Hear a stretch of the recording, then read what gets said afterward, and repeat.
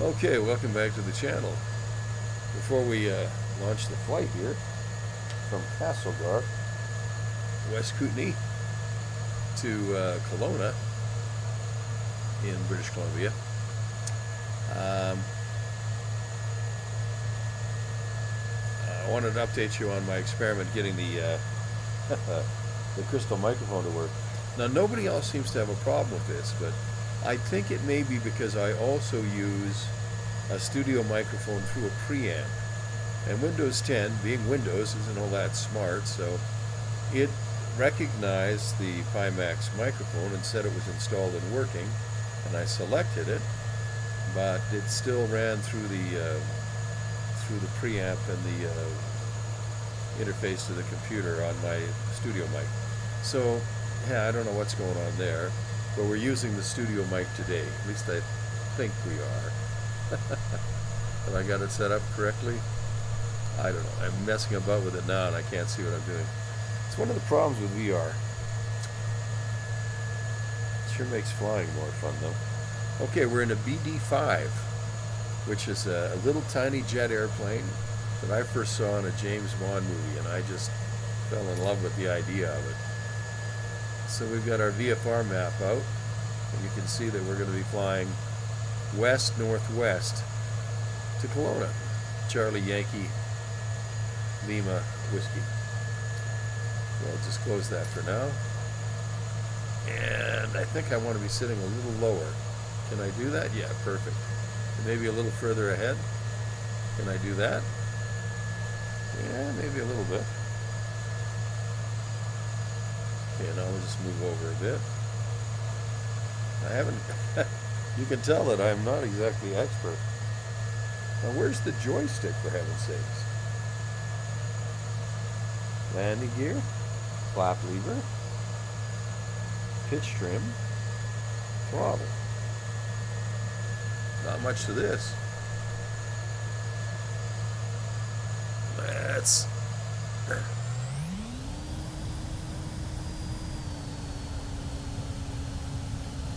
boy, the cockpit looks good.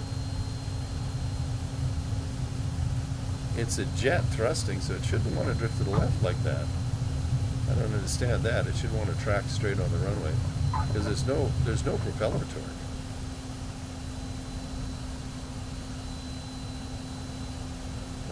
Okay.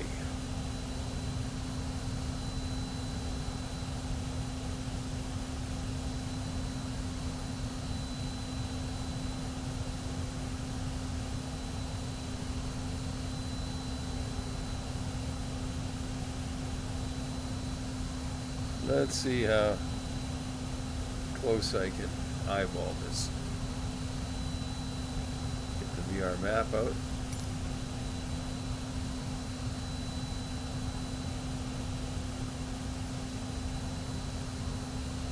Looks like I'm tracking a little bit left of where I want. Oh, look, there's a marker ahead on the horizon, so that's probably where I need to go.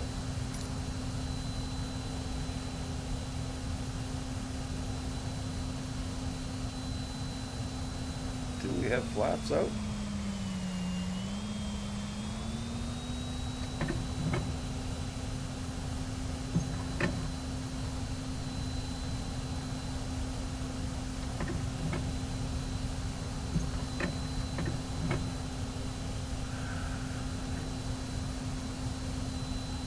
Well, it looks like flaps are all the way up. Okay.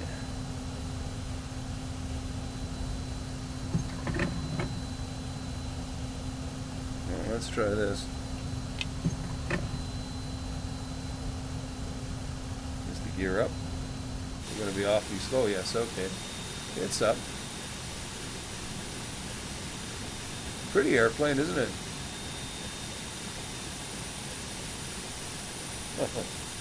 Oh my gosh, it looks good in the crystal. Surfing around. Little tiny airplane. Ooh-wee. I don't know whether that would be fun to fly or terrifying or both. Probably both. I don't know how many accidents there have been in them, but I imagine a few.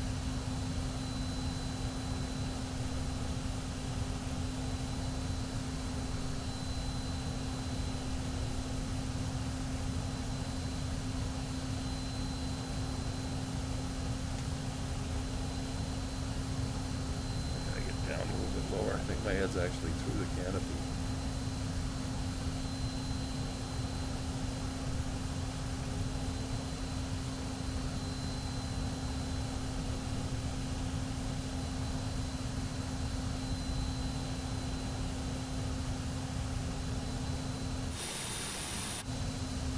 That's good enough. Close enough for government's work. So what's our airspeed? Seems pretty slow. Why is this slow? I would expect it to fly quite a bit faster than 140. Well, I'm climbing like crazy. That's one issue. And our acceleration unit thing, I don't know if it's supposed to do that or not, but it looks like it's kind of confused. RPM's 30,000 some. Percentage of RPM. We're at 100%. Well, let's back that off a little bit. And we'll trim for 9K. That'll get us above all the mountains, I think.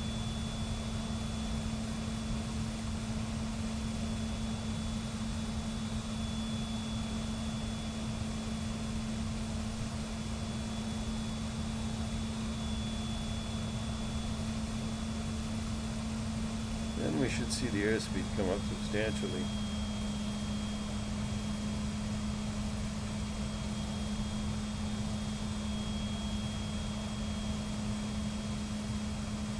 Wow.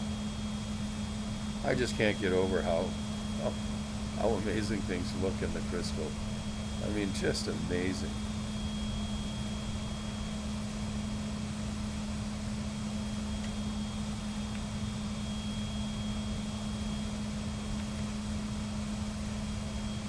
Okay, that's all I've done now.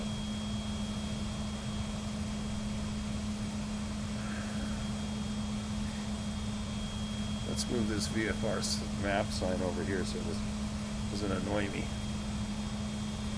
The gauges are all really readable except this G meter. I think that's a G meter and it doesn't seem to do anything.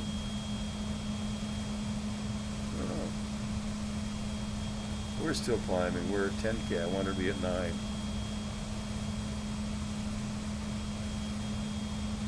So let's just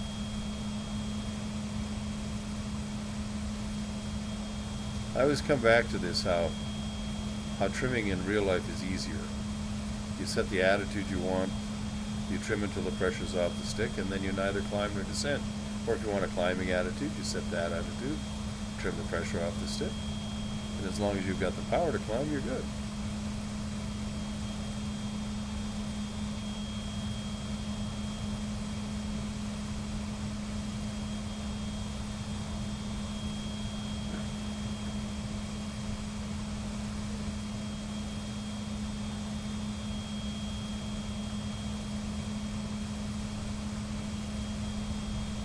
I do like being able to use the mouse in Microsoft Flight Simulator. I wish I could in IL2.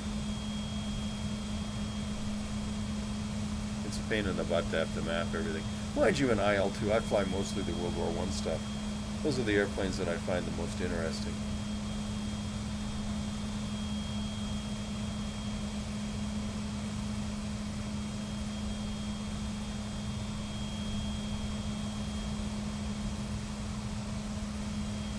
Funny, there's no joystick. Is there a way to turn the joystick on?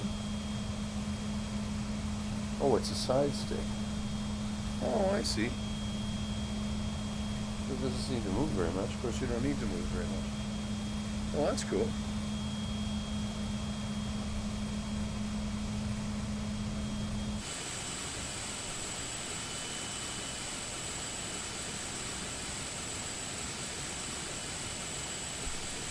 Oops.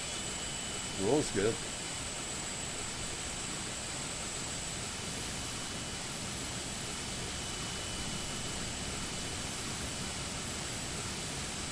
Oh, you can even see some heat waves coming off the exhaust. That's cool.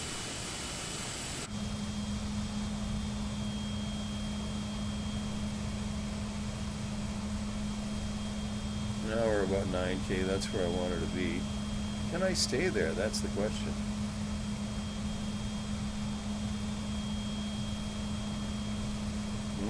It's very hard to get this thing trimmed.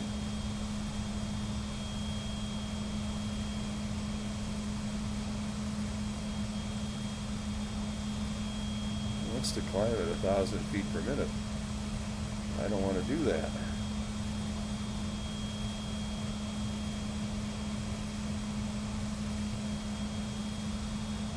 I have to use a combination of trim lever and speed. As I add thrust, it should want to climb. We're showing 39 frames per second. And I do have the graphics set to a moderate level. They're not to the headset's maximum. I think I'd need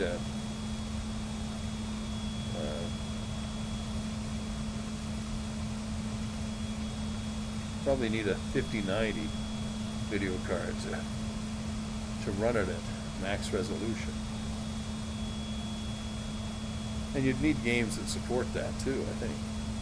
I don't know how many games would support 12K resolution. Or 10K, I guess.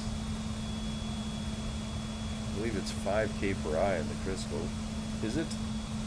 I'm not sure. But it's certainly at 35 pixels per degree. Very, very clear.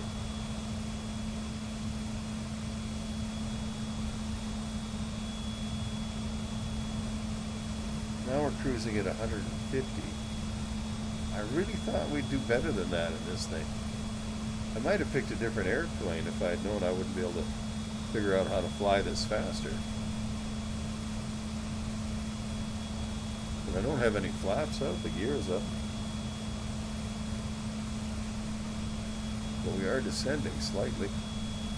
That's okay, because you don't want to try and chase that vertical speed indicator, because you never really get it right then, you know. Keep the stick in the center and just adjust it, give it time to settle in and see what happens.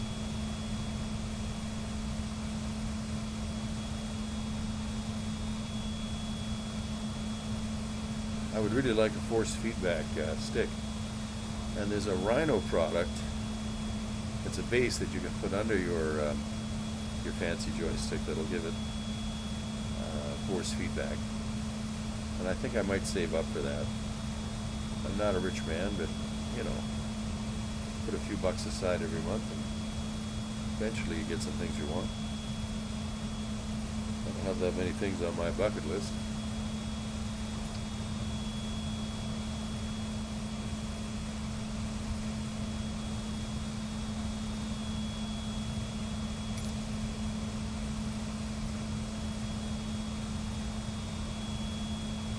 Well, we're basically on course.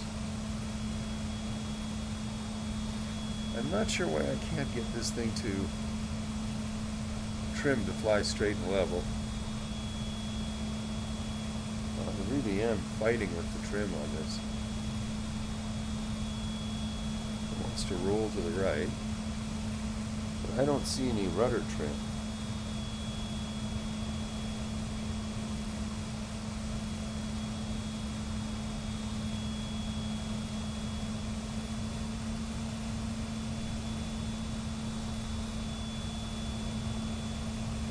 I just applied a little bit more throttle. Let's see what that does. I'm not going to muck about too much more. Well, now we're pretty close. And now we've gone back into climb mode. Okay.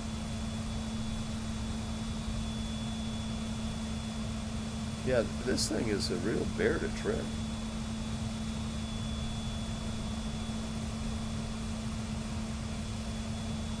It's not an IFR airplane, that's for sure. Even if you had the gauges for it, I don't know if I could fly it precisely enough to fly IFR in it. But I don't know if I could fly anything precisely for IFR. Incidentally, I downloaded from the marketplace. They've got these Microsoft Flight Sim courses on sale. Can't remember who makes them. I heard about them from Steve, the VR Flight Sim guy. So I bought and downloaded the IFR training course. And I have to admit, when I was doing my pilot training, I stopped at VFR because I tried to learn how to use VOR navigation stuff, and I just got all flummoxed and confused. And that's a state that's kind of hard to tell from my normal condition. Flummoxed and confused, or just kind of dumb. Sometimes both at the same time. Never say that I'm not versatile. Boy, I love this scenery. They've got a soaring club in Vernon, and if I get out there this summer, I'm going to try and go for a ride.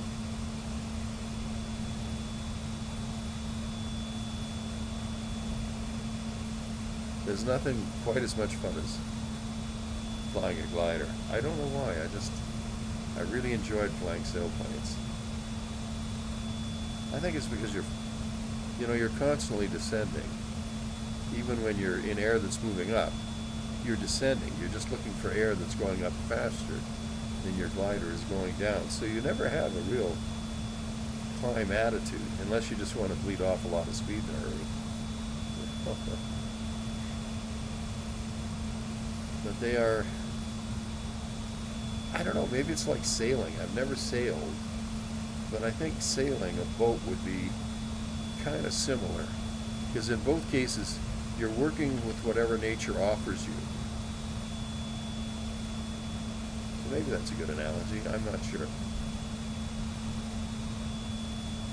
I'm not as smart as I used to think I was.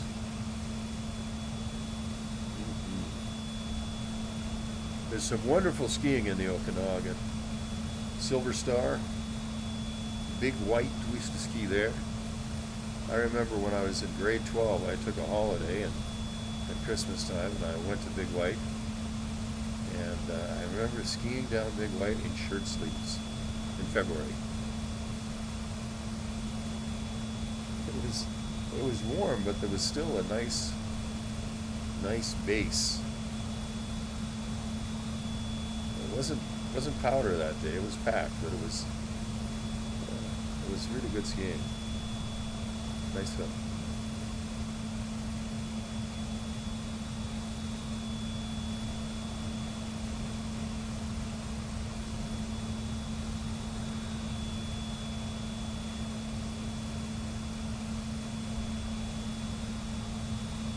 Okay, we're climbing again. Why is that happening?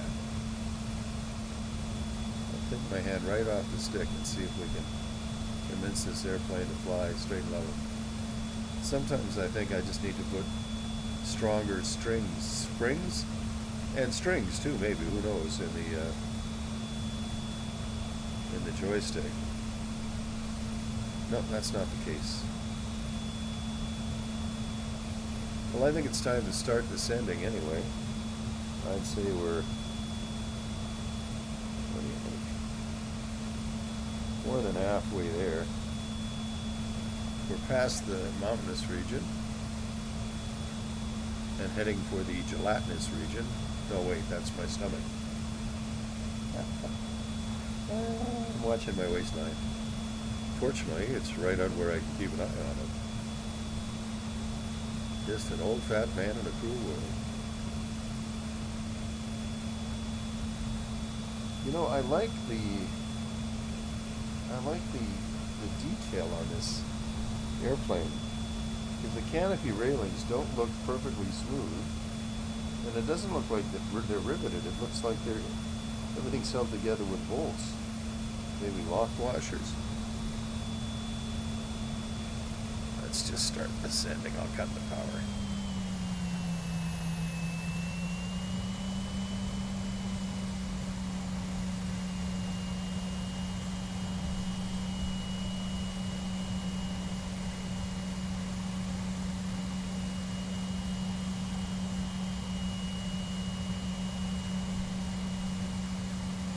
Yeah, if I can descend at about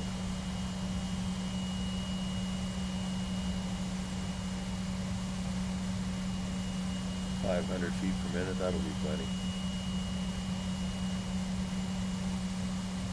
Very easy to keep the ball centered.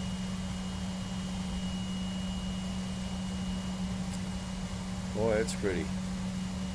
You know, you got to grant the Okanagan this. It is a beautiful place. I love visiting there. But the days seem awfully short in the fall because the sun sets behind the mountains early. But when I go to visit people in Vernon, I enjoy playing golf there. The winds aren't nearly as harsh as they are on the prairies where I grew up.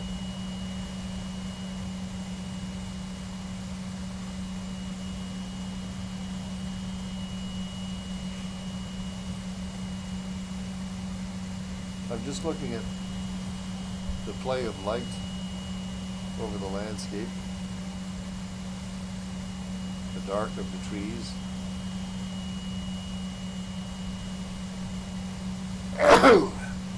Oh boy, big sneeze. I think somebody must be growing canola down there. I'm allergic to that.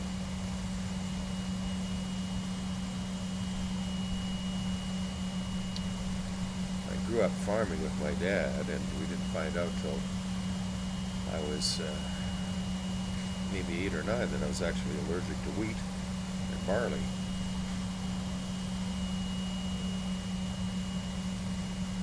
So when I got older and I was able to actually help on the farm, I couldn't really handle the combine, because if I had to clear a plug where it got bound up in the combine, I would basically be unconscious in a second or two.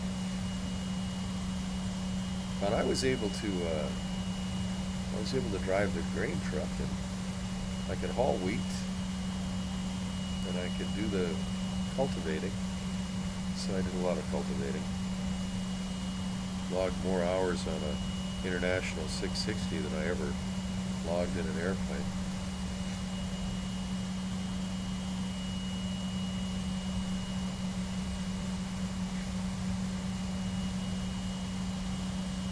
And Dad wanted to save the seeding for himself. He really enjoyed seeding, and he really enjoyed swathing. We used to swath the wheat, cut it into rows, and then pick it up with a combine. You can avoid that step. It's called straight cutting, but your land has to be pretty level to get away with that. It can be hard on the combine if you don't know what you're doing. And not knowing what I'm doing is kind of my hallmark. It's sort of my registered trademark.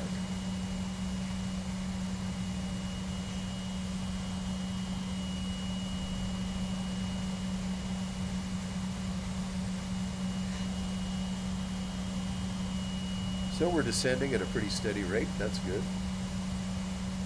Airspeed's down to 140. This has a really huge green zone, but I think you must have to get up to about 18 or 20,000 feet to get up to 220 knots. I just don't see. Because, I mean, we were struggling to get to 180.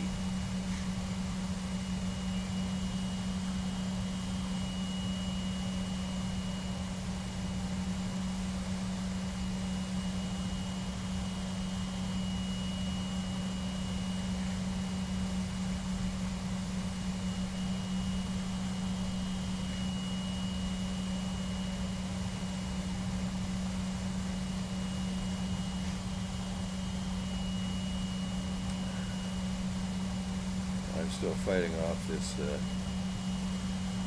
I don't know whether it's allergies or a lung infection, but I'm still finding it hard to catch my breath. And it's been a bit uncomfortable this week. Hard to sleep. Played golf today and I had to use a cart, and even then I was pretty tired, but enjoyed it. Oh boy, that's pretty down there. We've got 4 or 5 different shades of green.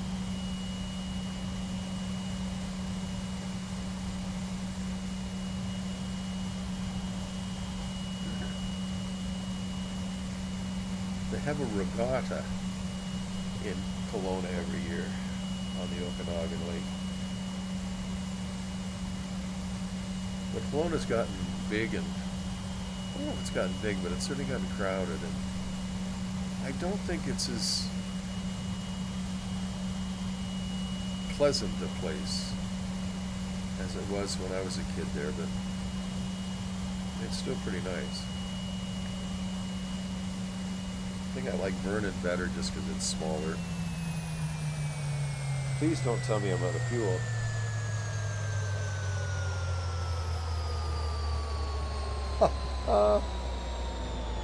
I'm out of fuel. Well, let's close the valve then. Alright, what can I glide in? That's going to be interesting. We want to stay at about 120 miles an hour. That's probably the best glide rate. Sure got quiet all of a sudden. I don't know if I'm going to make it. So where else can I land if I have to? We've still got 9,000 feet. And the airport is at 1394, call it 1400. So that gives us a little better than 7,000 feet to lose. 6,000 if we want to get into the circuit. And this airplane, I don't know. Trying to keep the speed over 100 knots. If you slow down too much, you might reduce your descent rate, but your glide ratio will be pitiful. And I got a hunch the glide ratio in this is only probably 6 or 7 to 1. Maybe more because there's no propeller providing drag. That rotating propeller can be a bugger. Wow. You'd think there'd be an auxiliary tank. Well,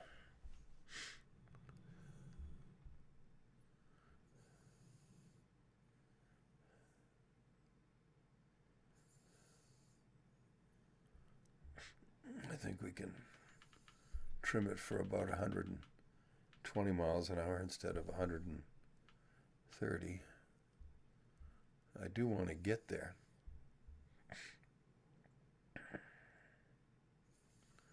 But we are losing altitude at a pretty rapid rate.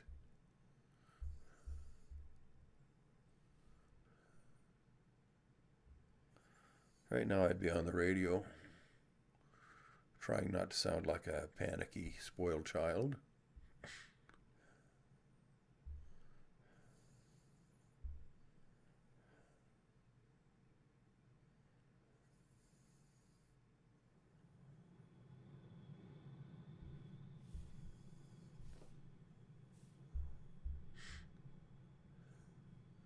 If I can clear this mountain ridge, I think this little ridge here, I think we'll be okay.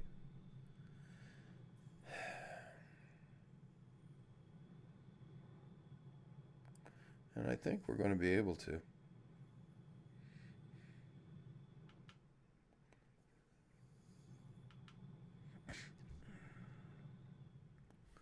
Well, this is unexpected. So, we'll just keep gliding. I would, of course, in real life be in touch with the tower and asking for clearance to any available runway, since my airplane had somehow lost its go juice.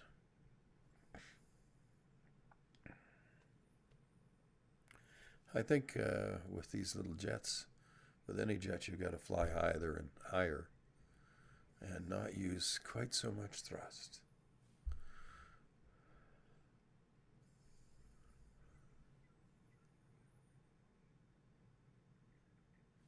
Sure nice and quiet though, isn't it? I'm not going to put down gear or flaps until I have to.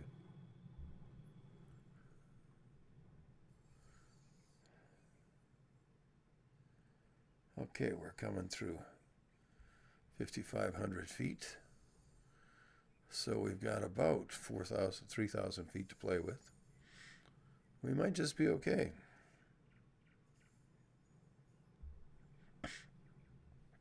Try and keep it at best glide rate is probably, I don't know, it feels like about 100.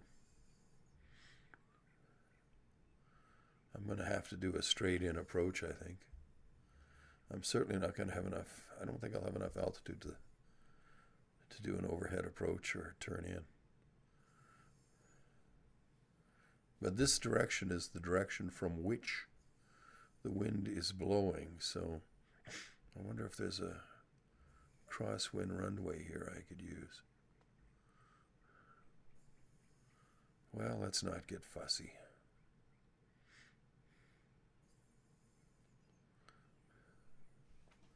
Okay, let's put the gear down.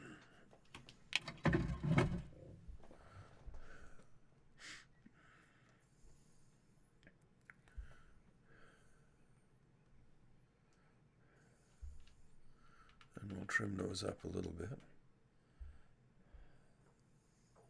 Vertical speed is a little bit high downward, but that's okay. Might use a lot of runway here, though.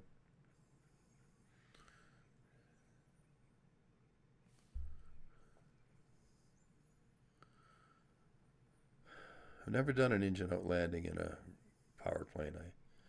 I've had to do a bunch of simulated ones when I was getting checked out on various airplanes. All right, let's see if we can get, let's try and get some flaps out. Okay.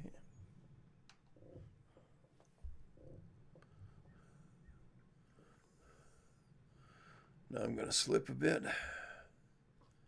Just kind of cheat in.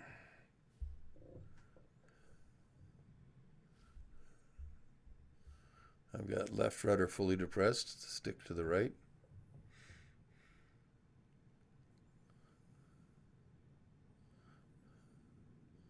Okay, let's get into normal flight. Drop another notch of flaps if I have them. This is looking pretty good. Looks like we're going to live to make mistakes another day.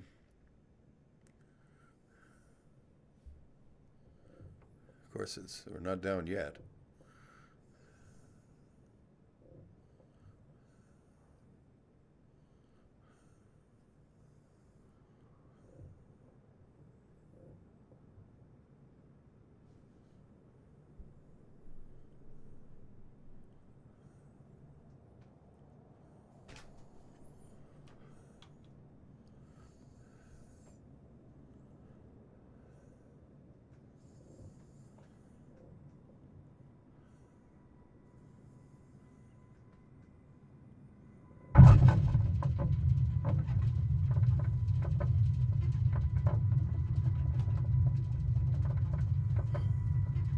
Look at me, you great big bugger.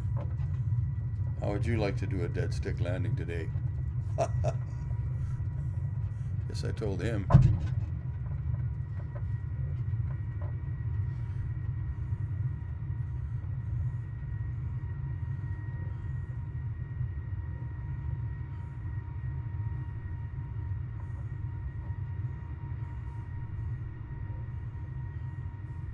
Well, I think we'll just get off the runway here and let them tow us to the gas station. I should have found an Esso station along the way and stopped and picked up a few gallons of diesel.